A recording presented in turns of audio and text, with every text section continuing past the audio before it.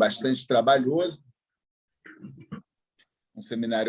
trabalhoso, mas que eu achei importante, né, trabalhar, né, por esse seminário, né, ir à álgebra dos matemas de Lacan, né, para tratar dessa questão né, dos 4 discursos, né, questão do discurso na psicanálise, esse discurso que Lacan vai tratar a partir da estrutura do discurso, né, tomando o próprio discurso como um conceito, né. Então, antes da gente entrar no clima dos anos 60, né? Lacan profere esse seminário entre 69 e 1970.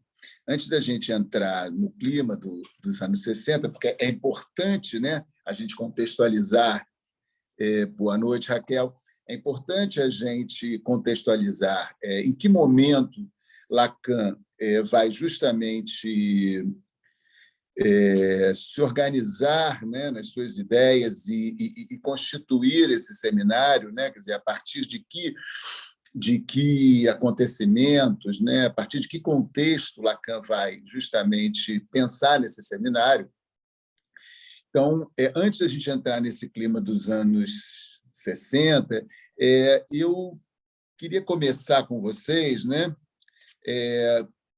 a partir da nossa atualidade. Eu acho sempre importante a gente falar a partir daquilo que nos toca, né? Daquilo que, de alguma forma, nos remete, né?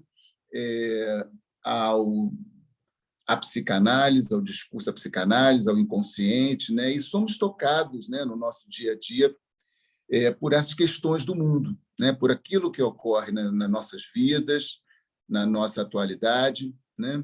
Então, hoje, por coincidência, eu estava assistindo o noticiário de manhã cedo, eu estava tomando café da manhã para poder vir para o consultório, e o noticiário, né, estava passando aquelas cenas, né, difíceis até de ver, né, de Mariupol, né, cidade sitiada lá na Ucrânia, né, toda bombardeada, né, toda atacada, e passando também as novas chuvas de Petrópolis, né? A nossa querida cidade serrana, né? A cidade imperial aqui na nossa serra, e falando, né, tanto da catástrofe, né, das chuvas, né, que voltaram, né, enfim, a abalar bastante, né, a realidade daquela cidade, né?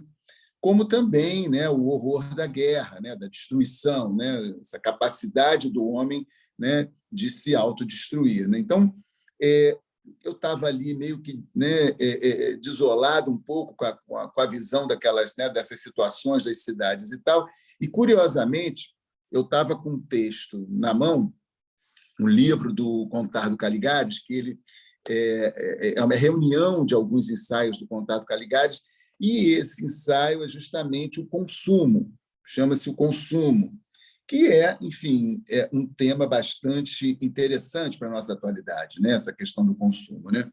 Mas ele foi justamente num trecho em que ele dizia o seguinte, né? Eu estava ali atento à questão da realidade daquelas cidades, né? Assim, eu acho que, enfim, isso é muito importante, né? O acolhimento, o abrigo, a circulação na cidade, a gente poder circular na nossa cidade, a gente poder se localizar na nossa cidade, né? Eu acho que isso traz para a gente, assim, uma sensação, né, importante, né, de pertencer ao mundo, de estar no mundo, né? E ele diz o seguinte, né? Há bastante tempo, penso que a melhor metáfora da rede simbólica que organiza o funcionamento psíquico é uma cidade, com as suas regras de circulação, suas mãos únicas e a série de obrigações sociais às quais se pressupõem os constrangimentos que a história de cada um produz.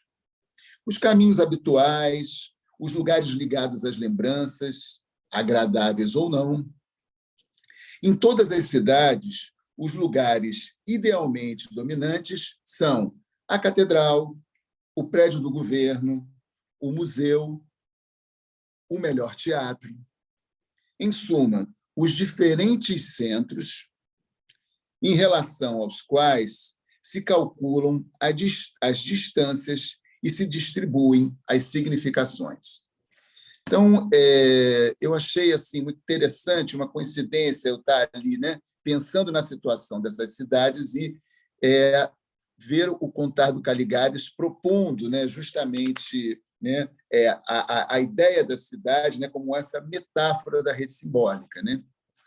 Então, isso me interessa porque nós precisamos de uma certa ordem no mundo, né? Quer dizer, é necessário que a gente encontre uma certa ordem no mundo. Nós somos seres muito frágeis e, de algum modo, precisamos, né, de uma certa ordem no mundo, né? Precisamos de leis, regulações que possam nos articular no laço social. Essa ordem, ela pressupõe uma estrutura, né? E a inter-relações com seus elementos, né? Quer dizer, isso é muito importante, né? Como os elementos se interrelacionam numa estrutura, né? Buscamos sempre, de um certo modo, uma ordem que nos ofereça algum amparo, algum anteparo contra as invasões, as incidências violentas do real, né? Como no caso ali, né, da guerra, da catástrofe, né? Nós precisamos, de algum modo, de algum anteparo a esse real que nos invade, né? Então, esse ano, nós vamos tratar daquilo que faz parte dos pilares do mundo, tal como diz Lacan, o discurso. O discurso faz parte dos pilares do mundo. O discurso, a estrutura do discurso, o discurso como um conceito. Então, o Seminário 19, o avesso da psicanálise, né?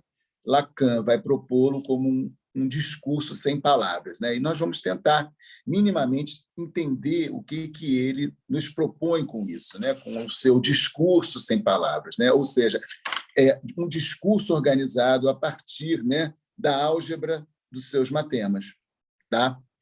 Então, dito isso, eu vou então introduzir vocês, né, dentro desse contexto que é o contexto dos anos 60. Esse seminário, como eu já coloquei, né, ele vai ser proferido, né, no finalzinho dos anos 60, de algum modo já, né, sob os efeitos de todos os acontecimentos dessa década, né? E então eu achei importante trazer um pouco esse contexto, né? Quer dizer, em que momento Lacan vai pensar as questões que ele pensa nesse seminário e por conta do quê? O que está acontecendo no mundo, né? Justamente nessa altura, né? Do tempo, né? Da resistência, né? Do homem e da nossa contemporaneidade, né? Então, a década de 60 experimentou a sequência de eventos e movimentos muito significativos. Foi uma década em que muita coisa significativa e importante aconteceu, né? A começar, né, pela questão do computador, né? Os primeiros computadores, os computadores mais rudimentares, né, enfim, que começam, né, a existir e a ter realmente, né, uma importância no funcionamento, né, das coisas, né, das potências, da ciência, da tecnologia, né, nos anos 60. Né? Tem uma mudança significativa aí, né, justamente introduzida pela tecnologia, né, nos anos 60. Nos anos 60, o homem chega ao espaço, o homem vai chegar à Lua, né? Então, vejam vocês como esses eventos, né, são importantíssimos, né? Na década de 60, nós temos a construção do Muro de Berlim, nós temos, né, justamente a questão da Guerra Fria, né? A Guerra dos 7 Dias entre Israel, Síria, Egito e Jordânia. Vamos ter a Guerra do Vietnã, a Revolução Cultural na China, o movimento hippie e a contracultura, Revolução Sexual, e, no Brasil, o golpe militar. Então, esse resumo de acontecimentos já é o suficiente, né, para a gente tentar entender o que é essa década, né, essa década agitada, turbulenta, cheia, né, de acontecimentos importantes, né, no que tange justamente, né, as relações, né, no mundo, né? Então, o ano de 68 vai ser marcado na França e no mundo, né? Porque isso ocorre na França, mas isso não se restringe à França. Esse movimento ele vai ter repercussões, né? Então, em maio de 68 ocorre um movimento na França, um movimento que traz assim um momento político-social de muita agitação, de manifestações, de palavras de ordem, verborragia. E Lacan, num certo momento, se pergunta, né, aos estudantes, aos universitários, o que de fato eles queriam, né? O que eles queriam com todo esse movimento, né, que se deu ali, né, naquele momento, né, em maio de 68, e que repercutiu, né, em seguida por outros países, e questões que, obviamente, se desdobraram em questões e pautas, né, e temas importantes para, né, a contemporaneidade. Já em 1969, quando ele, então, começa a proferir esse seminário, Lacan propõe uma retomada pelo avesso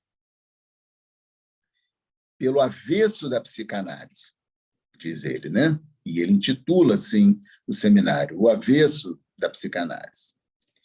O que significa tomar, ele diz, uma retomada pelo avesso da psicanálise, o que significa tomar um discurso sem palavras, né? Então, a princípio, isso parece um tanto quanto enigmático, né? O avesso da psicanálise significa tomar um discurso sem palavras. Um discurso sem palavras, diz ele, subsiste em certas relações fundamentais ou estruturais. Então, um discurso de palavras subsiste em certas relações fundamentais e estruturais. A partir da linguagem, instaura-se um certo número de relações estáveis, né? Então, a própria linguagem instala um certo número de relações estáveis. A relação fundamental, diz ele, é a de um significante com um outro significante, de onde emerge o sujeito. Então, vejam vocês aí, né, que ele começa tanto a falar, né, dessa estrutura do discurso, esse discurso sem palavras, que é a própria questão da estrutura do discurso, e ele começa a apresentar, né, os seus elementos, né, os elementos que vão estar presentes, né, nessa álgebra. A álgebra é do matema lacaniano sobre os discursos, né? Então, ele vai falar, né, que entre, né, a relação de um significante com esse outro significante emerge o sujeito. Emerge esse sujeito enquanto um sujeito dividido, né? Lacan propõe, a partir das relações fundamentais e estáveis da linguagem, 4 discursos possíveis que podem localizar o sujeito no laço social. Então, isso é muito importante, né?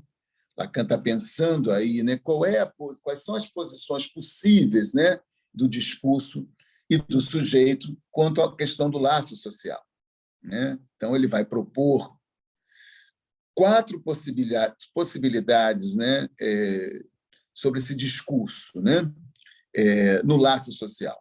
O sujeito está inserido no laço social a partir, né, de um desses 4 discursos, certo? Para remontar, para retornar ao conceito freudiano de inconsciente, Lacan propôs: o inconsciente é estruturado como uma linguagem, e na análise ele se ordena como discurso. Então vejam aí que ele faz comparecer, né, esse termo, né, discurso. O inconsciente é estruturado como uma linguagem e é na análise que se ordena como discurso. O que isso quer dizer? A princípio, pensamos num discurso com palavras e articulado à cadeia significante. É de se esperar que a gente pense, né, o discurso nesse sentido, né, articulado à cadeia significante. Mas, como foi dito acima, trata-se do avesso da psicanálise, de um discurso sem palavras. Lacan prefere falar do discurso sem palavras e diz que a palavra é sempre eventual. Tá? A estrutura da linguagem rege a palavra e esta se aloja no lugar que a linguagem lhe reserva. Isso é uma pequena citação a Isidoro Weg, no livro Os Discursos e a Cura, Companhia de Freud, 2001, página 17. Tá? Então, é uma forma da gente tentar começar a abordar essa questão do discurso sem palavras. Né? Vou repetir. Lacan prefere falar do discurso sem palavras e diz que a palavra é sempre eventual. A estrutura está lá, a palavra é eventual. A estrutura da linguagem rege a palavra e esta se aloja no lugar que a linguagem lhe reserva. No presente seminário, Lacan trata o discurso como um conceito.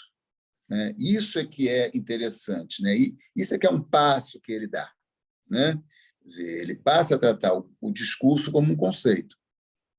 Ele vai trabalhar a estrutura do discurso. Discurso não apenas como referido à linguagem, mas articulado ao real, ao gozo, ao laço social. Tá? Importante a gente pensar esses elementos, né, que Lacan vai justamente articular, né, a essa estrutura, né? Quer dizer, os elementos que vão estar presentes nessa estrutura. Né? O conceito de discurso em Lacan se organiza em torno de 4 lugares e 4 termos. Então, o Alexandre...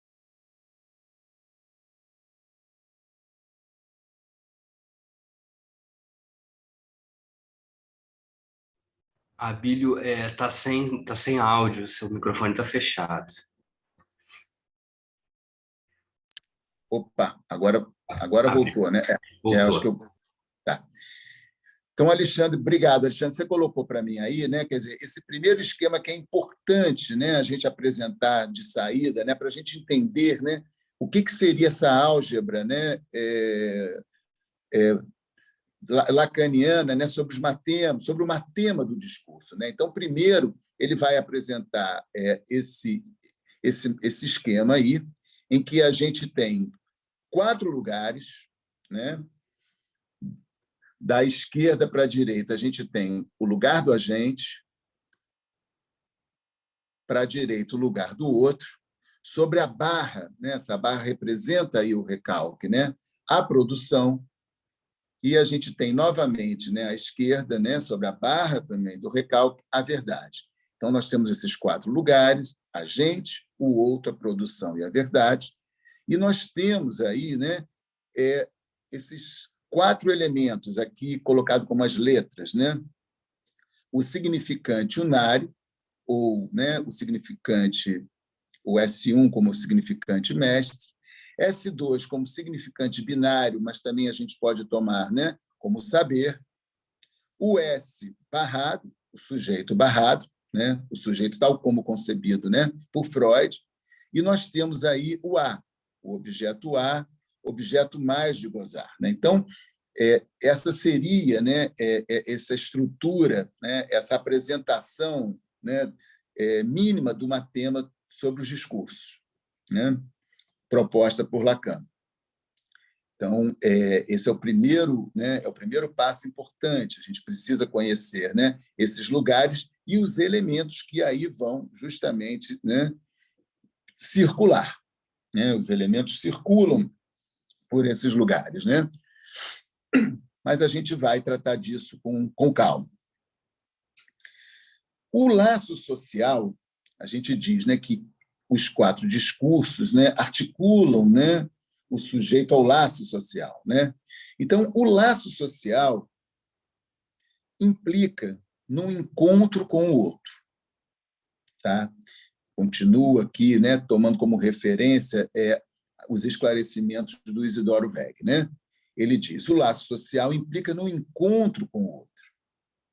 Ele propõe, Isidoro Weg, que encontrar-se com o outro quer dizer aceitar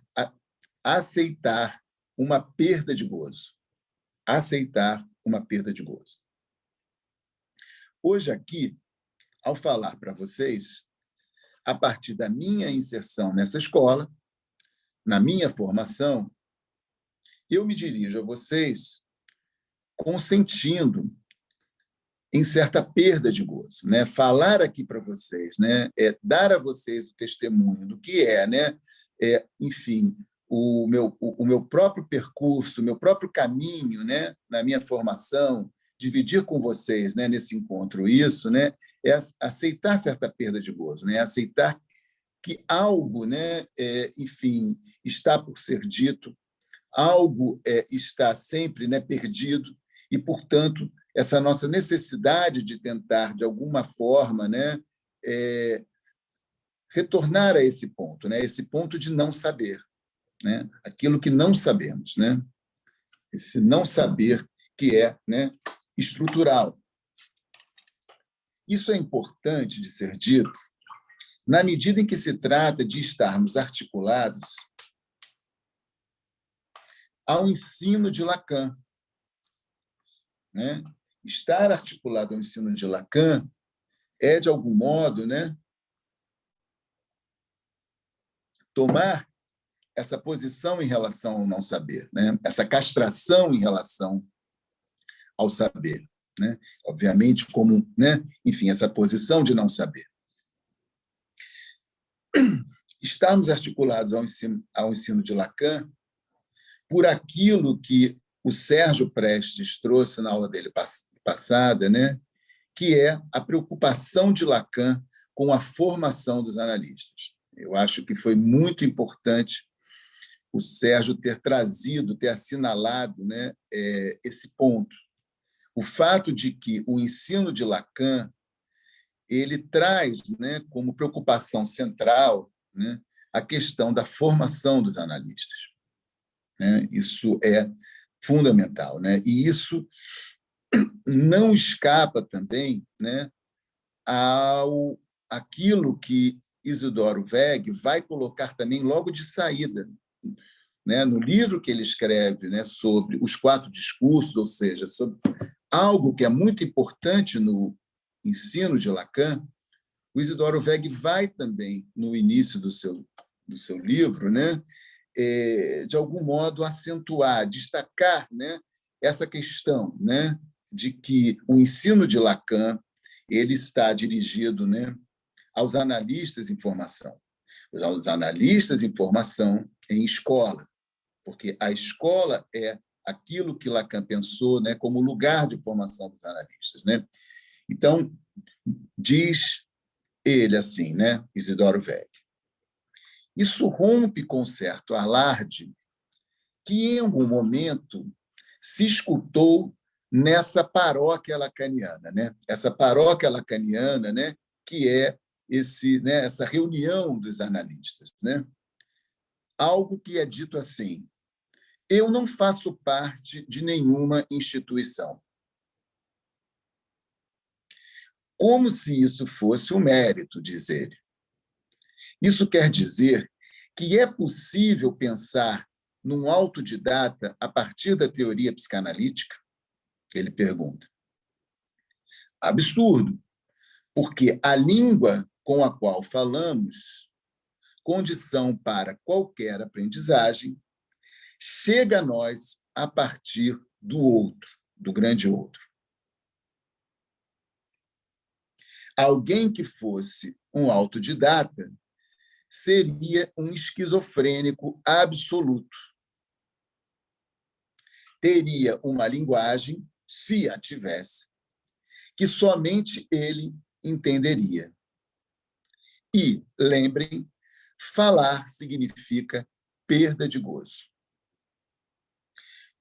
Bem, eu achei importante trazer, né, essa colocação do Isidoro Weg, de alguma forma articulá-la ao que o Sérgio trouxe, né, na sua fala, né, de que o ensino de Lacan está dirigindo a formação dos analistas, aqueles que insistem e persistem, né, no trabalho numa escola, numa transferência, né, de trabalho numa escola, e é por isso que estamos todos aqui, né? Essa é uma escola de formação de analistas, né? Nós não temos, né, uma instituição que trata, né, de ensinar uma psicanálise teórica, né? Não é o nosso objetivo, enfim, promover cursos que não estejam justamente, cursos e espaços de trabalho que não estejam justamente articulados, né, à formação dos analistas. Então, acho importante lembrar isso, né, que nós estamos numa escola em que a preocupação com a questão da formação dos analistas ela é essencial, né? Então, continuando, os 4 discursos foram apresentados por Lacan a partir das tarefas impossíveis apontadas por Freud.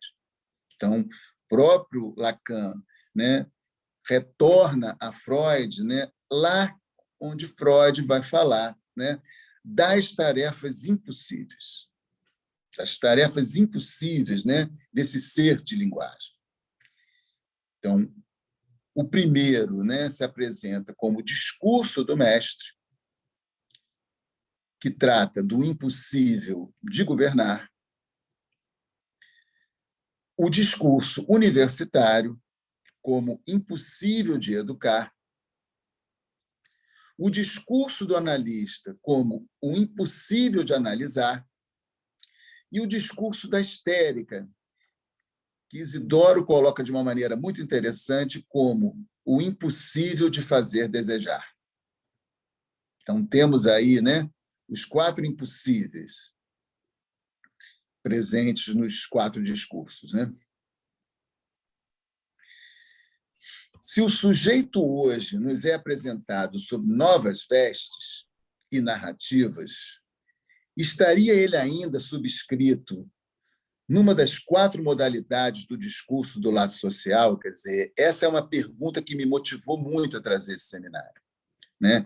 Será que esses 4 discursos pensados e articulados por Lacan numa álgebra matêmica, né, eles seriam hoje suficientes para falar, né, do sujeito na atualidade, do sujeito na contemporaneidade? Assim, é uma pergunta que eu não vou responder agora, acho que não é para a gente responder agora, inclusive, né, mas para a gente poder fazer avançar junto com esse seminário, né?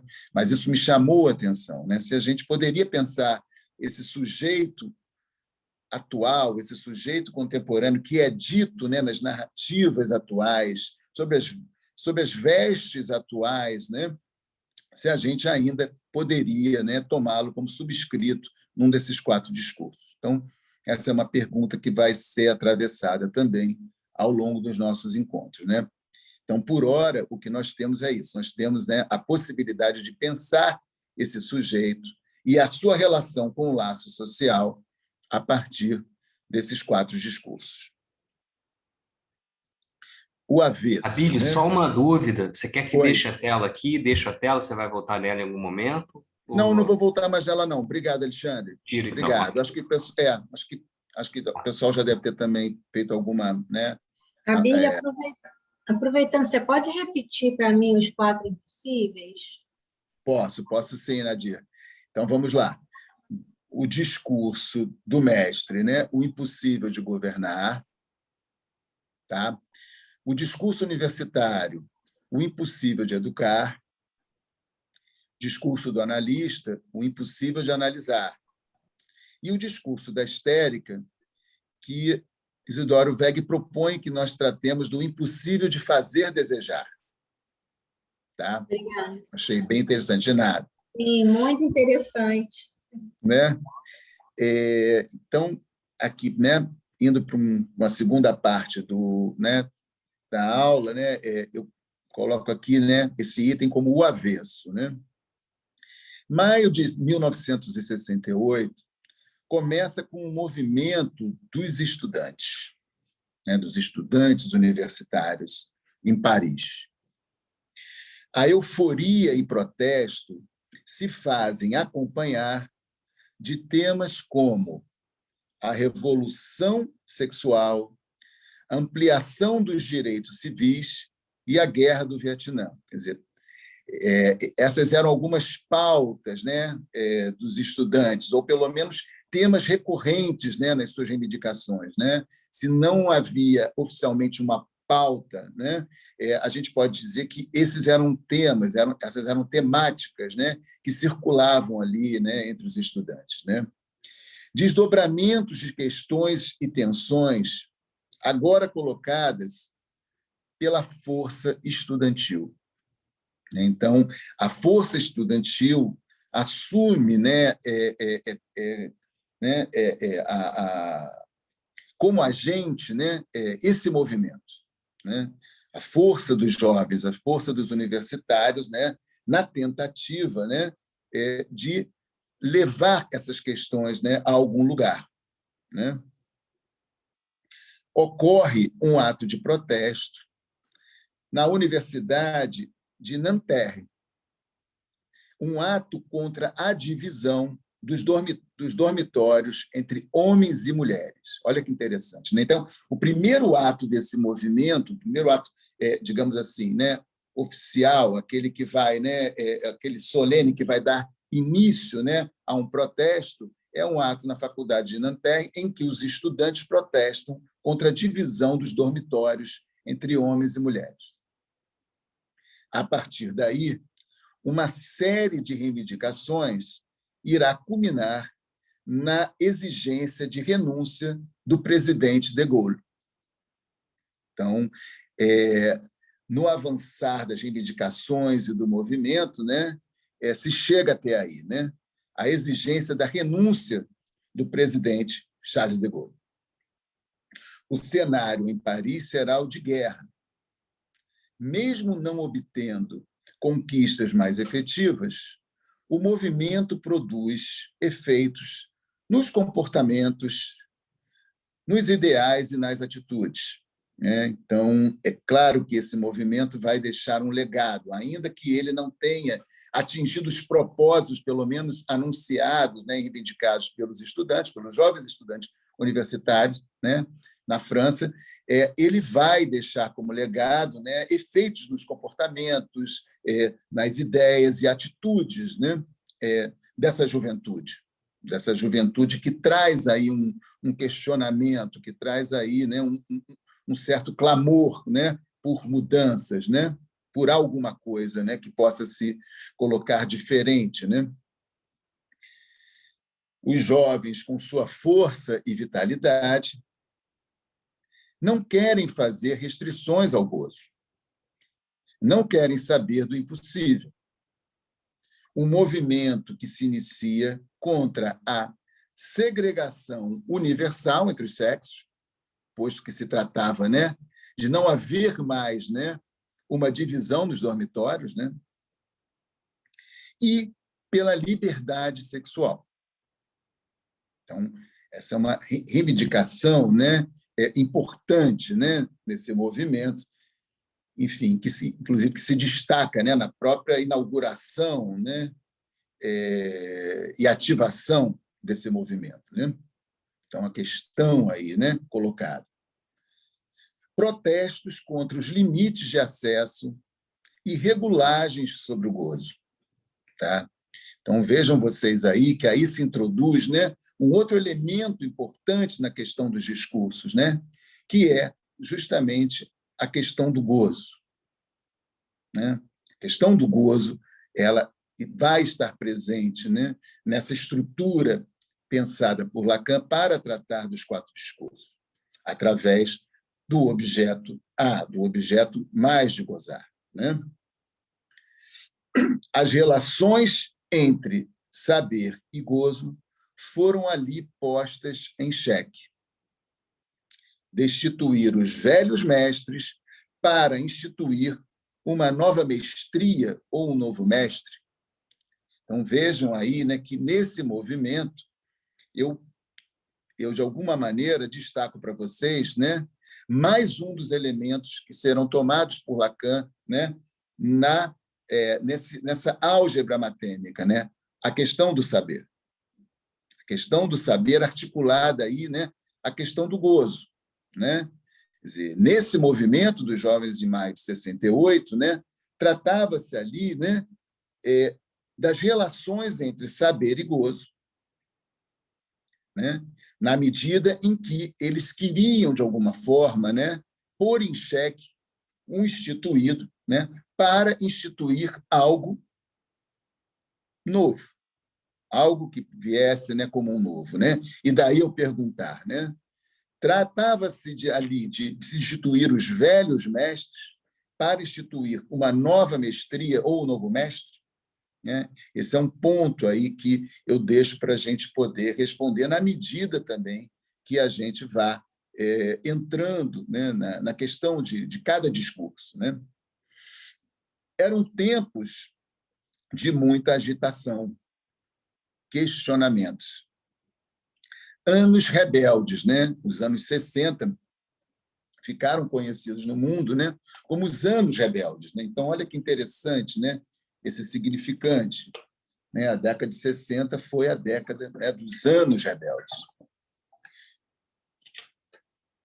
No que eu escrevia sobre isso, né, coincidentemente,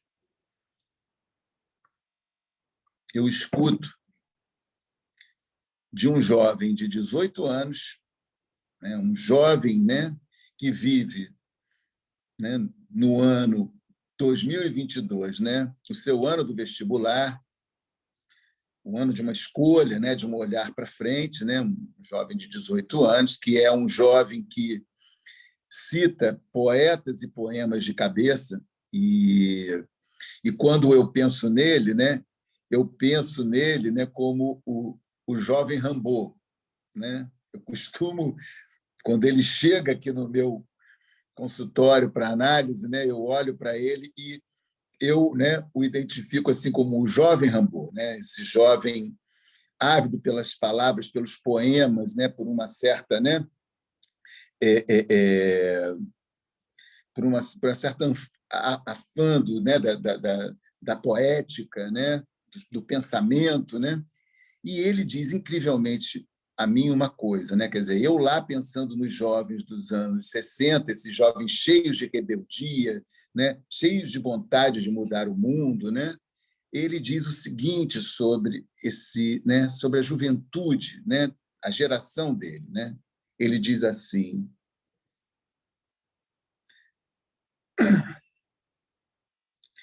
a minha geração perdeu precocemente qualquer esperança de investimento no futuro. Acho isso muito importante, né, e muito sério, né? Ouvi isso de um jovem, né, de 18 anos.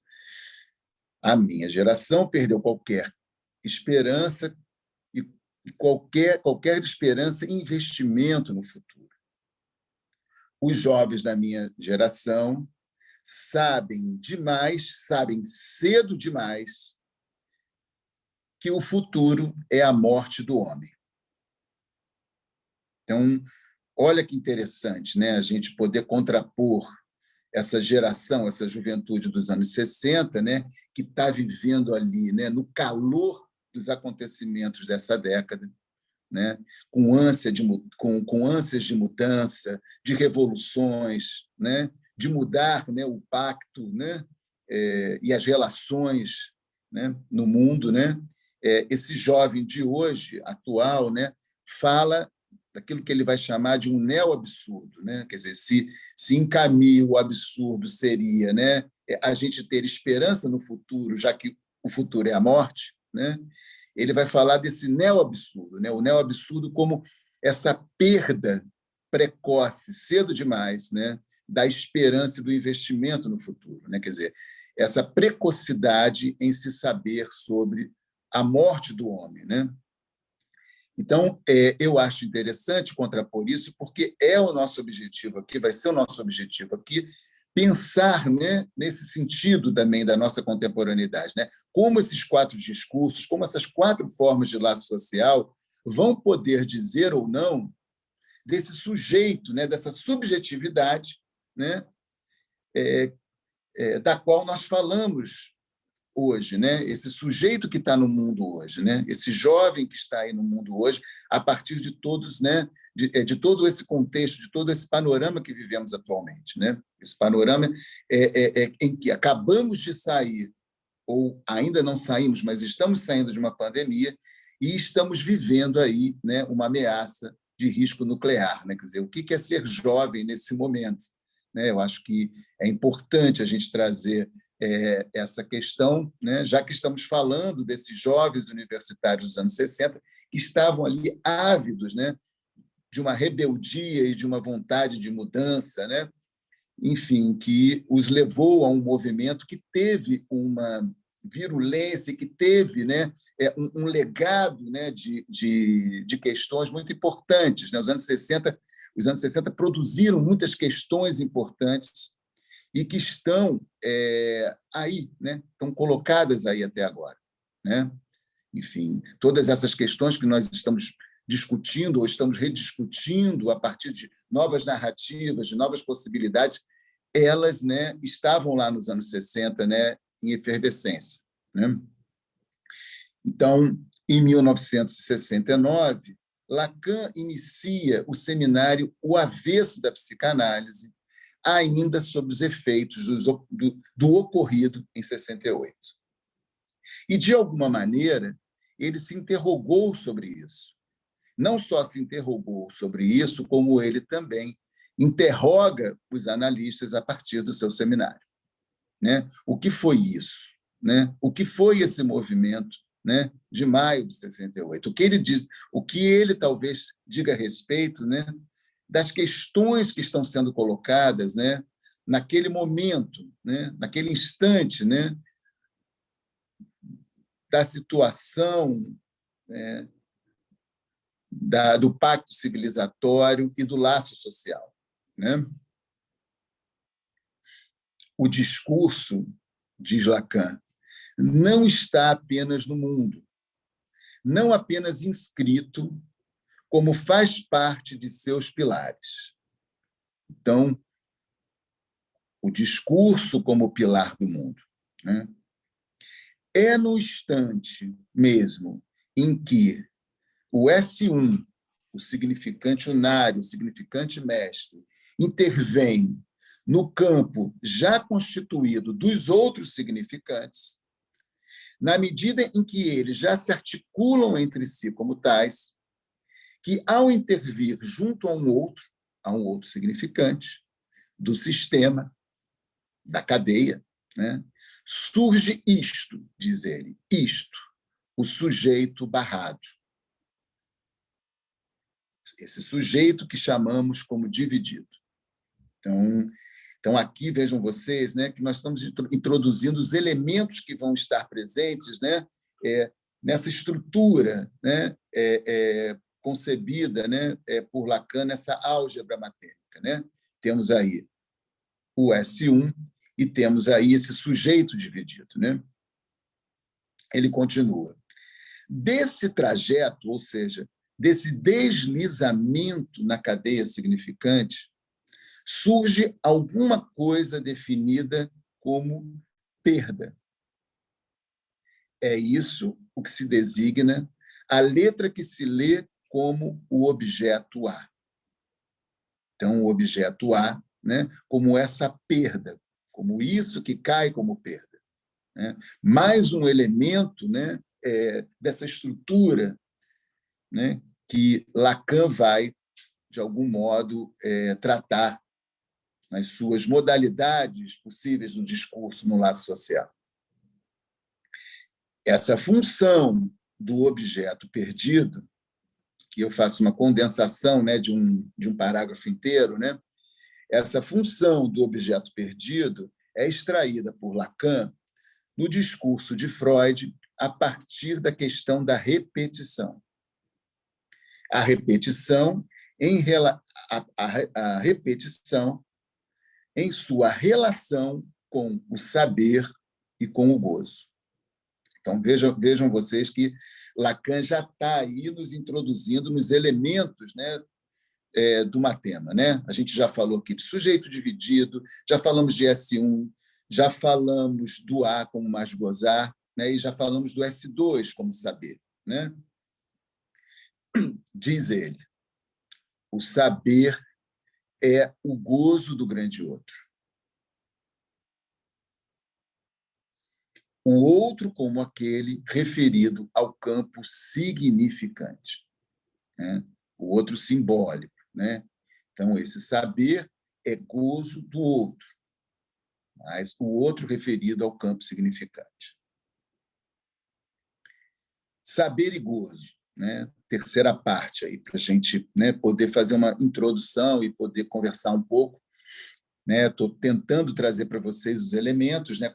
Devagar aqui um pouco, né? Tratando de trazer esses elementos que vão compor, né, essa álgebra matêmica de Lacan sobre os 4 discursos, né? Saber e gozo. O movimento estudantil de maio de 68 na França vinha pôr em questão as regulações entre saber e gozo. Tá? Isso é uma hipótese minha, isso é o que eu proponho a partir, né, do que eu leio, tanto, né, nas notícias, né, tanto nos registros do que se deu ali, né, naquele movimento, quanto também ao que Lacan vai recolhendo e vai propondo, né, para a gente pensar. Então, o movimento estudantil de maio de 68 na França, né, poria em questão as regulações entre saber e gozo. Afinal, o que queriam os estudantes? Né? Essa pergunta persistindo aí, né, em Lacan e em todos nós. Né? Diz Lacan, né, aqui também fazendo uma condensação, né, de um parágrafo, né? Diz Lacan, a cadeia simbólica não tem necessidade de sentido.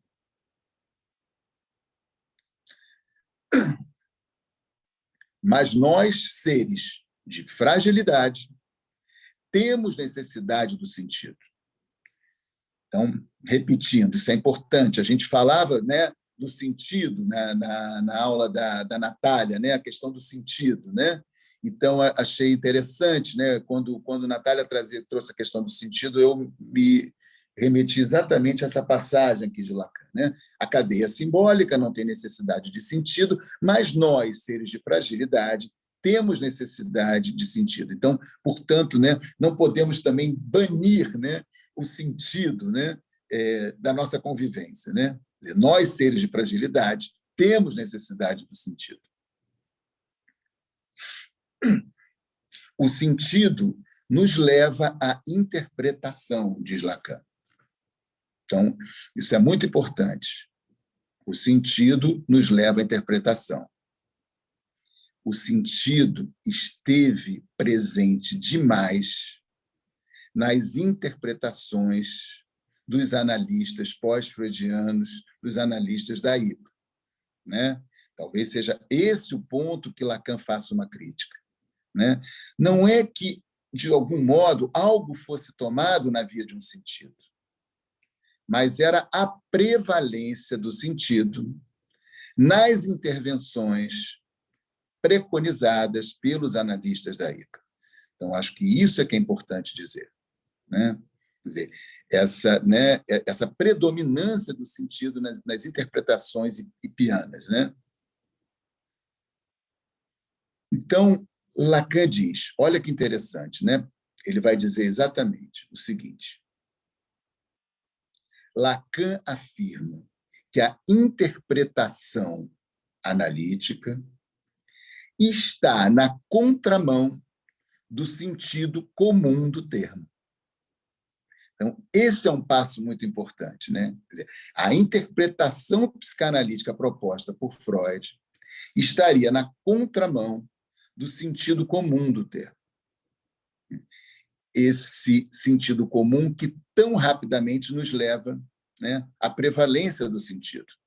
Então, a interpretação freudiana, né, retomada por Lacan, né, seria algo que, de algum modo, faria objeção a essa prevalência do sentido.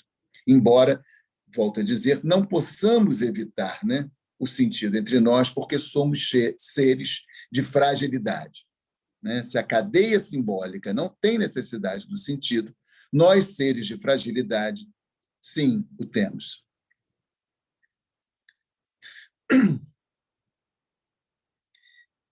Seguindo aí, né, no fluxo de ideias de Lacan, né, nem sempre é simples acompanhar o fluxo de ideias do Lacan, né, porque ele, às vezes, né, ele joga uma coisa e ele já parte para uma outra, né, e a gente é que vai tentando acompanhá-lo, né, mas certamente ele está tentando aqui justamente cercar essa relação entre saber e gozo. É uma parte do início do seminário em que ele está tratando das questões da relação do saber com o gozo. Ele diz o seguinte: Bichat define a vida como o conjunto das forças que resistem à morte. Então, olha aí, né?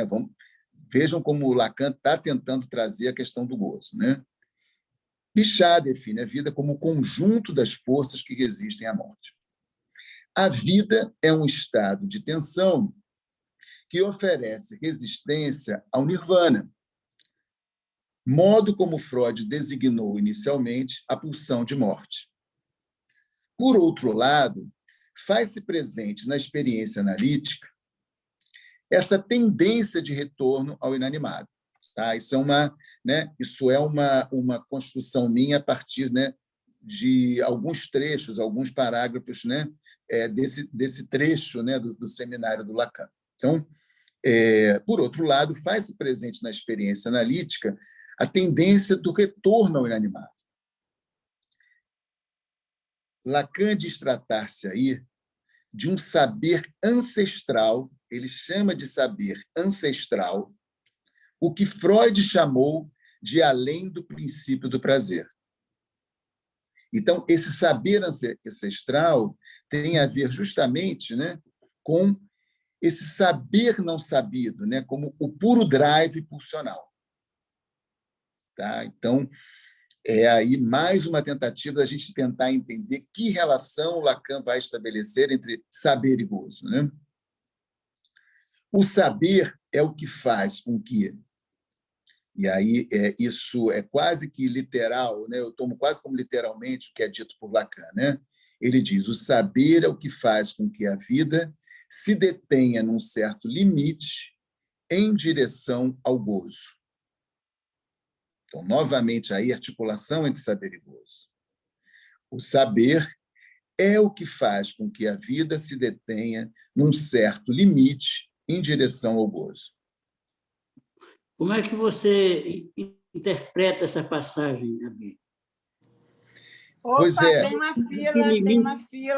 Tem uma fila. Não, por favor, eu queria só acompanhar o raciocínio dele. Isso. Você tem uma sugestão, Simil? Eu posso falar, mas como você pensou aí, como é que você ouviu essa passagem? Você pode repetir a passagem? Tá. Então, tá. Eu vou dizer, né? Primeiro, o Lacan define como saber ancestral o que Freud chamou de além do princípio do saber. Quer dizer, um saber ancestral, né? Que é um saber não sabido, é o próprio drive. Você cometeu um ato falho, Abílio. Em vez de além do princípio do prazer, você falou além do princípio do saber. Foi. Muito bom, muito bom. Além do princípio do prazer. Então, ele diz, né, que o saber ancestral é aquilo que Freud, né, chamou o além do princípio do prazer. né? E que eu tomei aqui, né, como esse saber no real, né, esse saber não sabido, o próprio drive funcional, né? E depois eu digo, o saber é o que faz com que a vida se detenha num certo limite em direção ao gozo. Isto é, o saber, então, administra, de alguma maneira, essa tendência ao inanimado. É uma forma de recuperação da vida. Tem a ver com Eros. Ele interfere, exatamente. Falando freudianamente. Ele tenta, sim, ele tenta administrar, né? Ele tenta, de algum modo, fazer, né, alguma barra, né, em relação a esse drive pulsional, né, a esse saber ancestral que é próprio além do princípio do prazer. Exatamente. Que é a pulsão de morte. Que é a pulsão de morte. Perfeito. Né? Então, isso a gente já está começando a perceber aí, né, as relações que o Lacan está tentando constituir entre saber e gozo. Né? Só para a gente poder trazer algo que eu acho que vai nos ajudar também. Né? Quer dizer, há gozo no saber, mas o saber também limita o gozo ao articular o sujeito e a perda de gozo ao significante, a cadeia significante. O gozo resta como repetição de um mais gozar a partir da ânsia aberta pela perda do objeto, como perda de gozo. Então, Lacan vai também articular aí, né, a questão do saber com a perda de gozo. E é interessante a gente pensar, né, que saber é esse que tenta instituir lá, né, os estudantes, né, na medida em que eles estão às voltas, né, enfim, com uma certa reivindicação, com uma certa revolta, justamente, né, às limitações e às regulações sobre o gozo. Né? Então, é interessante a gente pensar, né, como esse movimento estudantil que tenta intervir, né, sobre as regulações sobre o gozo, as regulações simbólicas, inclusive, né, aquelas que estão vigentes, aquelas que regem as relações, né, no laço social, né, quer dizer, tomadas assim no sentido, né, de algo que justamente, né, impede um mais de gozar. Né? Então, veja como muitas vezes, né, nós vamos tratar pela via do simbólico ou do imaginário, né, aquilo que se dá no real, né, uma perda de gozo no real. Né? Então, essas são coisas que justamente o Lacan começa a poder introduzir para a gente poder pensar o que é, né, justamente as relações desses elementos com a estrutura do discurso, como esses discursos vêm, de algum modo, acusar esse impossível. Né? Então, a gente está tentando aqui começar a pincelar, enfim, esses elementos que vão tornar possível uma discussão sobre os 4 discursos. Né? Deixa eu ver que tem uma questão aqui. Abílio, só uma coisa. A gente já está na prorrogação, tá, do tempo. Ih, rapaz, eu não me dei conta. E tem uma fila aqui, Teresa Meloni, deixa eu só ver o nome da moça, Salete, e aí esse rapaz fez aqui um comentário, o Eric. Pois é. Então, bom, tem uma ordem aí, né? Tem uma ordem. Bom, tá. A Teresa Meloni e a Salete deixaram aqui os nomes para as perguntas. Bom, agora eu fiquei preocupado, porque a gente tem que fazer um intervalo aí para a Teresa poder entrar. Eu não me dei conta. Não vai dar para dar intervalo. Será que dá? Não faz intervalo, faz direto. Emenda, né? Emenda? Entra Então, outra. Saiu, entra outra, é isso? Abre para as questões, Abi. Então, vamos lá. Quem está aí na ordem, Alexandre? Eu primeiro. Teresa Meloni e Salete. Eu vou, então, poupar os elogios, mas foi assim maravilhoso você pegar das questões da atualidade, né, e ir, pouco a pouco, dissecando com um rigor teórico muito sério, né, essa relação saber e gozo, que é bastante complexa, né, que ele trata no avesso. Mas eu, a título de contribuição, eu queria te trazer aí para todos. Ontem à noite eu ouvia uma entrevista com o Rubens Recupero, que foi diplomata, ministro, etc., já bem velhinho, com o Roberto da Mata. E ele disse quando eu liguei a televisão, estava dizendo isso. A diplomacia, ele diz, a palavra é uma solução imperfeita por uma via imperfeita. No momento da guerra, não há palavra. Agora, ele diz, a diplomacia pressupõe a guerra, e a guerra pressupõe a diplomacia. A guerra, quando começa, já se sabe que vai terminar, não se sabe quando. E o que vai surgir é a diplomacia. Eu estou usando diplomacia, a gente pode colocar a questão da palavra, né? E ele fala que essa via imperfeita e essa solução imperfeita é porque há uma perda para ambos os lados. Não há vencedor nem vencido. Ao final, quando entra a palavra, quando entra a diplomacia, os dois lados têm que perder. Né? Eu achei assim, lindo e tem tudo a ver com o que você está dizendo. Esse momento do Lacan, com a questão da revolta dos estudantes, com a divisão, você falou divisão, homem e mulher, você não falou separação, eu fiquei pensando que é semelhante à perda dos centavos, que aqui no Rio, principalmente, houve um movimento de estudantes há pouco tempo, que era por causa de sei lá quantos centavos. Então, é o simbólico de uma perda. Né? Separar homem e mulher é uma questão de perda. Né? Não pode ser os dois ao mesmo tempo. Né? Então, achei isso muito importante. E agora, só uma caroninha na questão do que você tocou da fala da Natália, eu queria acrescentar que você cuidou bastante de fazer essa diferença da questão do sentido, porque a questão do sentido do Lacan, quando ele fala do non-sens, o sentido não é oposto à falta de sentido. Tá? Não é sentido e falta de sentido. Na verdade, é um sentido impossível de fazer sentido. Então, não é nem o com sentido, nem o sem sentido. É o impossível de fazer sentido. E é por isso que tem que ser tomado sempre pela via dos três, real, simbólico e imaginário. Porque se trata do vazio, do oco de sentido, jamais podendo ser preenchido, digamos. Né? Que é o ótimo. Maravilha, ótimo. Maravilha, maravilha. Obrigado, Tereza. Agora, Alexandre. Salete. Boa tarde, boa noite. Boa tarde, Salete. Eu falo aqui de Curitiba e quero agradecer a oportunidade de estar com vocês. Quero dizer também que a gente tem um cartel que estuda os 4 discursos aqui e já há um tempo que, para mim, é enigmático essa formulação de um discurso sem palavras, que já entendi como sendo, por um lado, a forma com que ele encontra de transmitir pelos matemas, né?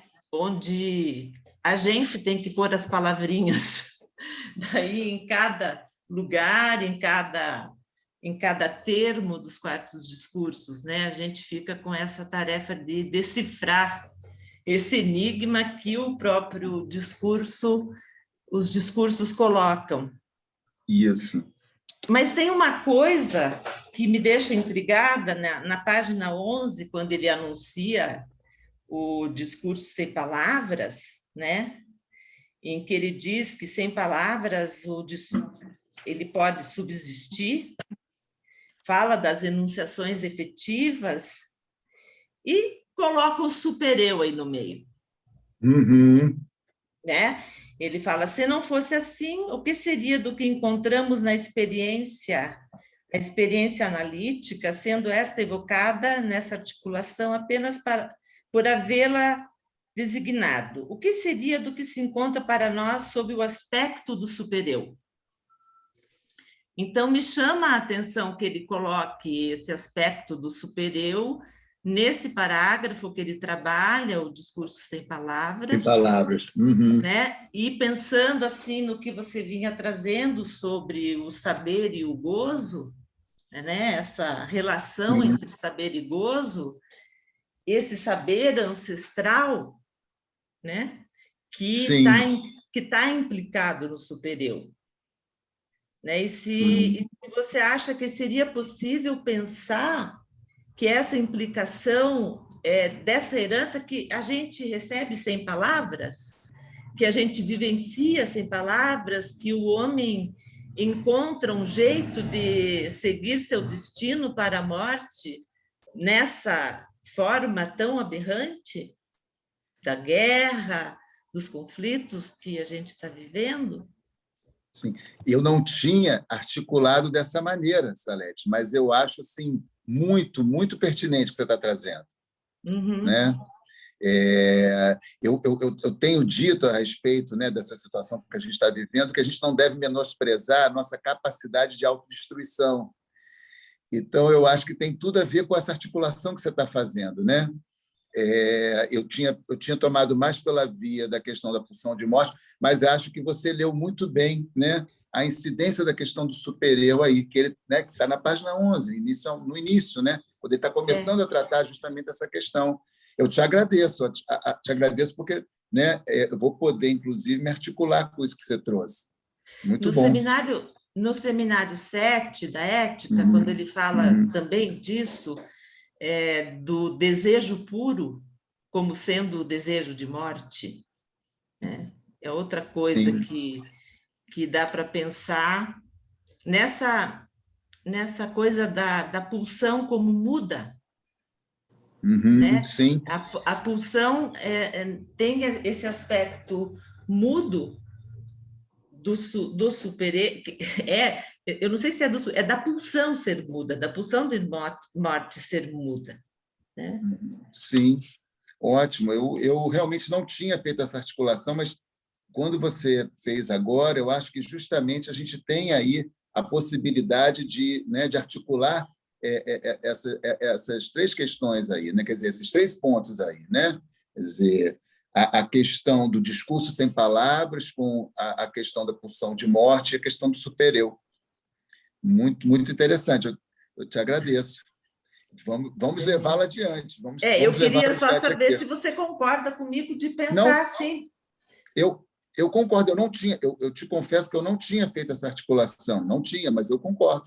Eu acho bem interessante, acho que a gente pode, né, desenvolver isso para frente, né, tentar pensar a partir dessa articulação aí. Né?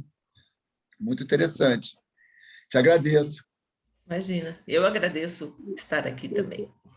Tá ótimo. Eu acho que tem, então... Tá. Que horas são, gente? A gente já ultrapassou aí. 7h26, temos 4 minutos. Acho que tem o Eric, né? O Eric fez uma questão. Deixa eu pegar aqui. Oi. Oi, Eric. Oi. Eu tinha perguntado sobre... eu cheguei meio atrasado, assim, que eu tive compromisso. Peguei você falando sobre o movimento dos estudantes e o Lacan tentando entender isso na relação saber e gozo. E aí a pergunta que eu fiz foi que no trecho do seminário o Lacan fala, dá uma leitura assim de que eles estão com vergonha, né? Eu acho isso engraçado, assim, nunca consegui entender. Aí se dá um tempinho assim de você falar alguma coisa, acho que seria legal. Abílio, se ajuda, eu estou lembrando que o Freud, tudo que tem a ver, todos os verbetes freudianos, Verneinung, Verdrängung, Verwerfung, todos esses têm a ver com a vergonha, ou seja, com o não saber. Tudo que tem a ver com esse prefixo ver, é não saber. Legal. Não, mas o interessante, Tereza, a pergunta do Eric é muito boa, o que você está falando é verdade, mas o interessante é que tem a ver com recobrimento ao não saber. Sim, né? sim. Então, é por isso que eu achei legal o que o Eric coloca, porque ele coloca vergonha e não pudor. Sim. Né? Porque o pudor, de algum modo... imaginário, né? O pudor recobre... o pudor recobre o horror do sexual porque sabe, né, do impossível no sexual, né? Ao passo que a vergonha, né, ela está mais justamente naquilo que o Freud chama dos mecanismos de defesa. Por isso que você justamente, né, foi aos três mecanismos, né? Então, você tem razão. A vergonha, eu acho que justamente tenta escamotear, tenta recobrir, né, esse não saber, esse impossível de saber sobre o sexual, né? Por isso que o neurótico ele fica avexado, ele é um envergonhado sexual, né? Ao passo que você trabalhar a partir do pudor, quer dizer, o pudor que de alguma maneira faz algum recobrimento ao real, porque o inclui, né? É diferente, né? Por isso que eu achei interessante o Érico ter destacado essa questão dos estudantes envergonhados, né? Porque, na verdade, eles não querem saber, né, do impossível, né, no sexual. Mas tem um ponto interessante que diz respeito a esse seminário, que o Lacan havia trabalhado com Michel Foucault a partir do seminário dele. Seminário, na verdade, foi um seminário, mas o Foucault, quando ele escreve História da Sexualidade, e ele que participou intensamente do movimento de 68, de maio de 68, em Paris, ele estava na universidade, né, Foucault, ele vai falar um negócio bem interessante, ele vai advertir Lacan, e é uma advertência, que não se pode esquecer a questão da dimensão da verdade. E o problema de maio de 68 não colocava necessariamente em xeque, né, a problemática do saber, mas uma certa, entre aspas, traição daquilo que é da ordem da verdade.